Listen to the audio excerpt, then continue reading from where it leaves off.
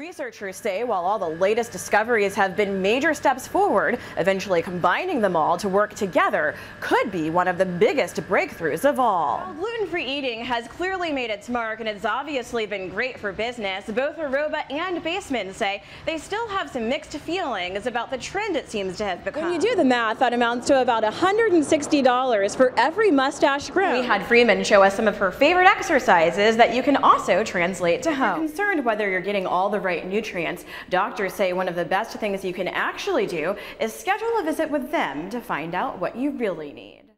Scientists now know that the serum samples stored more than 100 degrees below zero in this freezer at an NYU lab may help predict health outcomes of firefighters exposed to World Trade Center dust. Researchers are using the samples to look at metabolic syndrome biomarkers, a group of chemicals in the blood that can determine risk of heart disease. But looking at samples of 327 9/11 firefighters, those biomarkers can also measure lung function decline. That's a medical first, something that hasn't been demonstrated in humans before. The firefighters in this study all had normal lung function pre-9/11. They then were exposed and then had their serum banked within 5 to 6 months of the exposure.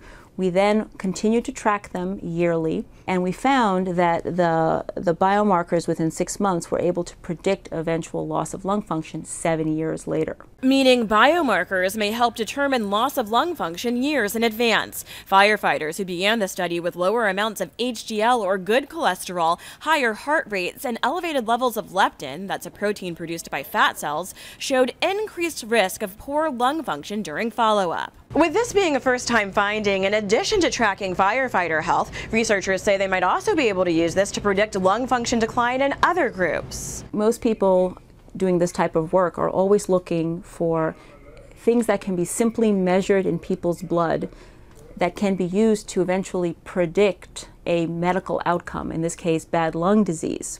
And one of the reasons why we want to find those things is that we can potentially treat those individuals earlier. Researchers say their findings still need to be validated with a much larger group of samples. And from FDNY samples taken in the months after 9/11, they have about 8,000 more to go through.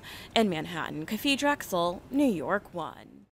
In a recent groundbreaking Philadelphia study, scientists were able to successfully send leukemia into complete remission in at least 2 patients by reprogramming their T cells to kill off cancer cells. Researchers at Albert Einstein College of Medicine are doing similar work, tracking down macrophages, another kind of cell from our immune system. The goal is to remove, prevent, or train them to become a tumor's attacker rather than helper. Dr. Jeffrey Pollard recently received an American Cancer Society Medal of Honor for his role in discovering how the cells help breast cancer spread. We think that targeting macrophages will be a good strategy to help with the deadly stage of breast cancer. That's the metastasis to the bone and lung and other tissues. His colleague, Dr. Sal Coniglio, is using that same approach to work with drug companies developing therapies to treat glioblastoma, one of the most life-threatening forms of brain cancer. It is essentially a death sentence, and the reason for that is that you just can't remove it because it spreads so efficiently in the brain. This is a disease where if you can inhibit the ability of the cells to spread, you've gone hopefully a long way toward curing the disease. Immune therapy research may even replace or reduce the severity of chemotherapy and radiation treatments down the road. I went through 6 months of the chemotherapy, adriamycin, Cytoxan, Taxol, which was brutal. And so if there's something else out there that's less hard on your body, then I think it's excellent. Researchers say while all the latest discoveries have been major steps forward, eventually combining them all to work together could be one of the biggest breakthroughs of all. Technologies will be combined with anti-suppressive technologies so that you'll get an even bigger kick for your buck. Kafi Drexel, New York 1. Millions of us suffer from aches and pains, especially the back, and we're all looking for a solution. So we're here with fitness therapy expert Jill Miller, who says it might just simply be about having a ball. The yoga tune-up creator says we can get to all that day-to-day tension we store up with the help of what she calls corrective exercise and her specially designed yoga therapy balls. We help people to eradicate pain, improve their posture, and enhance performance.